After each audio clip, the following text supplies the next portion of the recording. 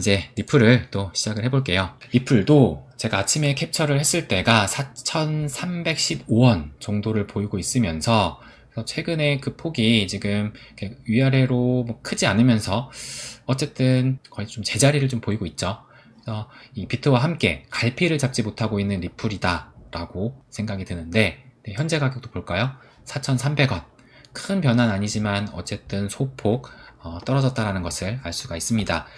그래서 제가 어제 라이브 영상에서 이렇게 말씀을 드렸죠. 리플은 현재 이 비트와 비슷한 운명이다 라는 부분을 말씀을 드렸는데, 그 이유를 21선의 그 상황이 이 비트코인과 리플이 매우 비슷한 상황이다 라고 또 말씀을 드렸습니다. 그렇다면은 지금 현재 이 비트코인 같은 경우는 볼린저 밴드로 봤을 때 큰 발산의 그 가능성을 지금 열어두고 있다라는 부분을 말씀을 드렸잖아요. 그렇다면 리플도 마찬가지로 지금 뭐 비슷한 상황일까? 비슷한 운명인데 그것까지도 지금 비슷한 상황일까?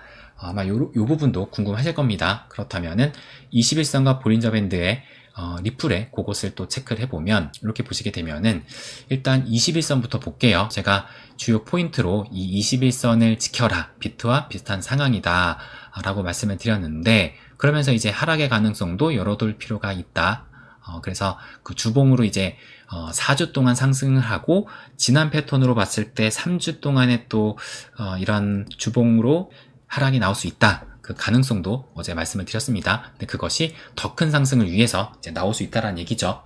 근데 이것이 또 이제 이 볼린저 밴드하고 맞물리거든요. 그래서 그것은 조금 뒤에 말씀을 드리고, 일단 요 21선을 보시게 되면은 21선을 어제 이 비트하고 상당히 비슷하긴 하지만, 비트 같은 경우는 어제 이 음봉으로 또 마감을 했잖아요. 근데 리플은 양봉으로 마감을 했다는 거.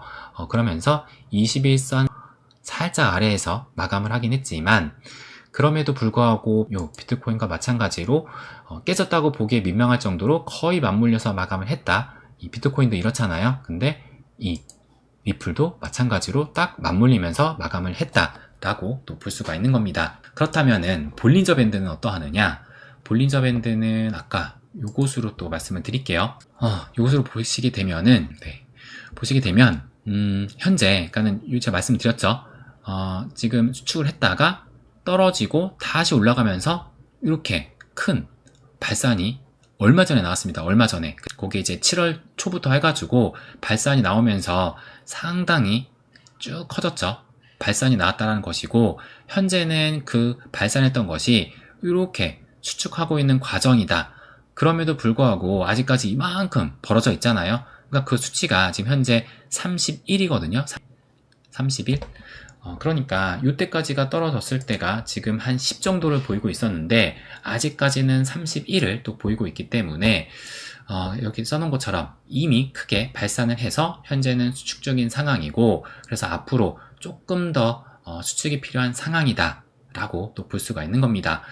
그래서 이제 기존 패턴에서 보인 3주간의 하락이 필요했을 수도, 그러니까 이 말이 무슨 뜻이냐? 그러니까 지금 제가 조금 전에도 말씀을 드렸던 것처럼 주봉으로 봤을 때 작년 11월 달에 5주 동안의 상승이 나오고 3주 동안의 요 하락이 나왔잖아요. 그러면서 다시 한번 4주 동안의 상승이 나왔던 요 패턴이 있었는데, 그래서 요 3주 동안의 하락이 나왔는데, 요때를 다시 일봉의 볼린저 밴드로 보시게 되면은 딱 요 시기거든요. 요 시기. 그러니까 볼린저 밴드가 여기에서, 그러니까 딱 지금 요 선에서 지금 팽창을 했죠. 여기서 발산을 하면서 쭉 발산을 하다가 이제 고점을 찍고, 여기가 딱 3주간의 그 기간이었잖아요. 근데 그 기간 동안 요 볼린저 밴드가 이렇게 또 수축을 하거든요. 수축을 하다가 그러면서 다시 한번 요 상승이 또 4주 동안 나왔던, 그러니까 지금의 그 시기가 요 볼린저 밴드를 수축하는 그 기간이다. 그래서 그 기간이 3주 동안 필요했다라는 것이고, 그리고 요때 뿐만 아니라 2017년도에도 그 3주 동안의 그 패턴이 있었다라는 것을 말씀을 드렸잖아요. 그러니까는 그때가 마찬가지로 이때거든요. 그러니까는 2017년도에 첫 번째 슈팅, 요때예요, 요때.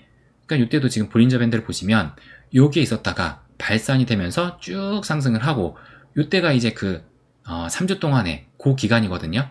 그러다가 이제 두 번째 큰 슈팅이, 그러니까 2차전이 나갔던 그 시기인데, 그러니까는 요 3주 동안의 그 하락을 통해서 지금 이 볼린저 밴드가 이렇게 또 수축을 하는 그 시기라는 것을 알 수가 있는 겁니다. 현재 시점을 다시 한번 또 보게 되면은 지금 볼린저 밴드가 이렇게 커지면서 발산을 했고, 그 다음에 지금 수축의 그 기간을 겪고 있는데, 조금 전에 보셨던 것처럼 최소한 이만큼 거의 비슷한 수준까지는 내려와야 되잖아요.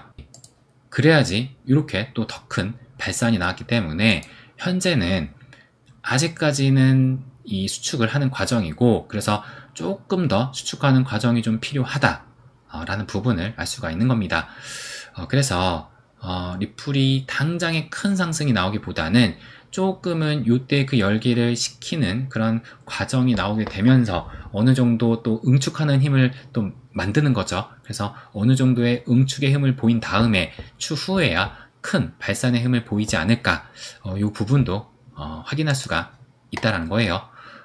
그래서 결론적으로 아직 리플은 발산의 시기가 아니다 라고 볼 수가 있고, 그렇기 때문에 찐 포장이 올 때까지 인내의 시간을 가지고선 조금 더 견뎌야 되는 시기다. 그러니까 제가 어제도 말씀을 드렸지만 목표가가 올 때까지 뭐 앞으로 하락이 예상을 해서, 아니면 앞으로 조금 더 뭐 상승을 예상을 해서 우리가 사팔사팔을 하는 것이 아니라 목표가가 올 때까지 그냥 팔지 않고 쭉 가는 것이 어떻게 보면 가장 쉬우면서도 또 어려우면서도 또 확실히 이 불을 쌓을 수 있는 전략이다 라는 부분을 말씀을 드렸습니다.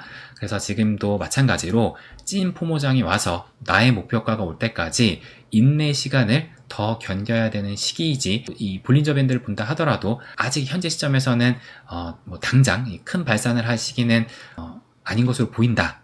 이 부분을 또 마지막으로 말씀을 드리고 싶습니다. 그래서 이제 리플까지도 다 말씀을 드렸습니다. 그러면 이제 여러분들이 또 어떤 말씀을 하셨는지 또 체크를 해보면서 마무리를 짓도록 하겠습니다. 마웨이님 라이브에서 리플 목표가가 1만원이라고 하셨는데요. 혹시 1만원 도달하시면 크게 비중을 줄이실 생각이실까요? 저는 올해 12달러는 오지 않을까요?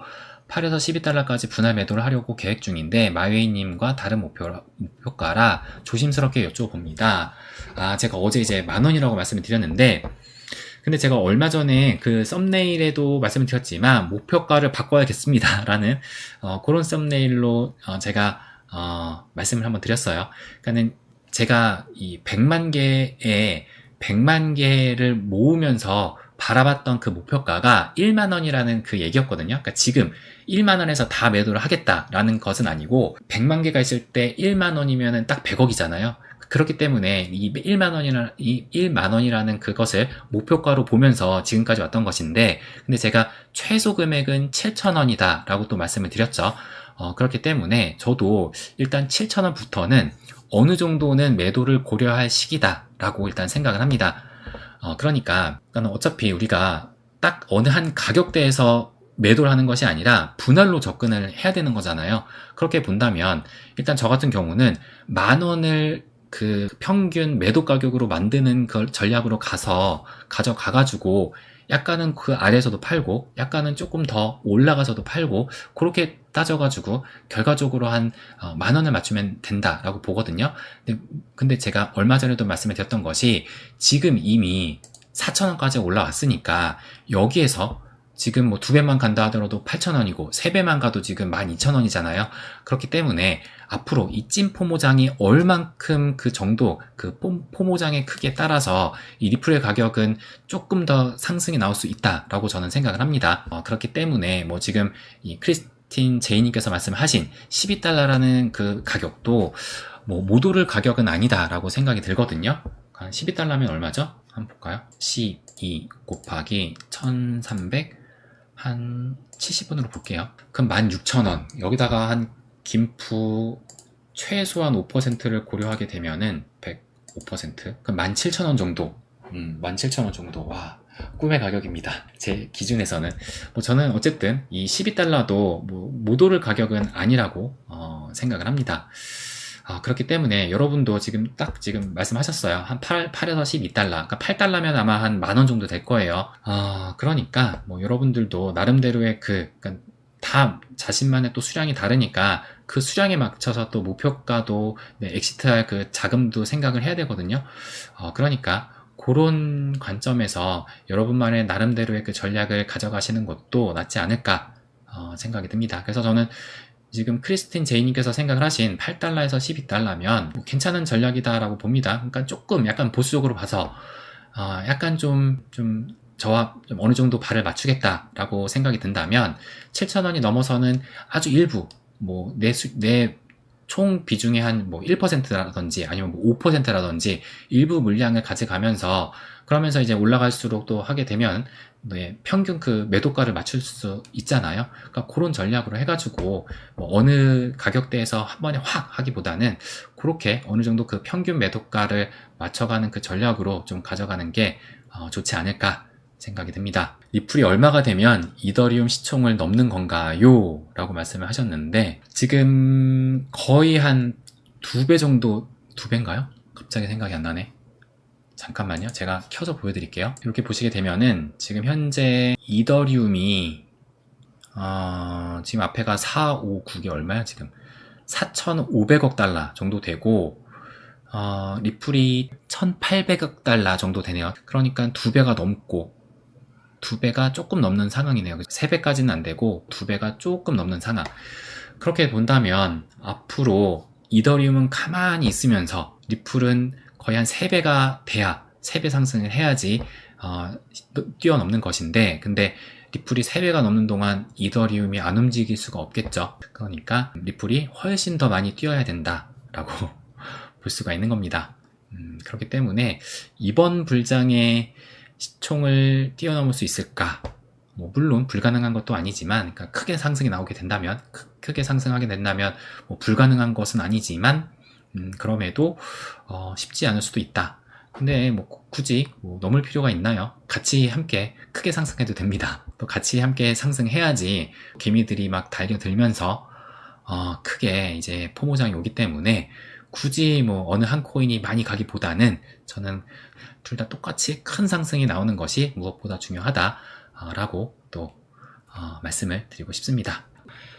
어쨌든 가장 중요한 것은 이제 오늘 밤이거든요. 오늘 밤 상당한 이 변동성이 또 나올 수 있다. 그래서 우리의 바람은 상방이지만 하방도 어느 정도 가능성은 있는 만큼 일단 뭐 벨트를 매야 되는 상황까지 올지 모르겠어요. 어쨌든 마음의 준비는 하시고서는 네, 오늘 밤을 좀 기다리시면 어떨까 라는 부분을 마지막으로 말씀을 드리고 싶습니다.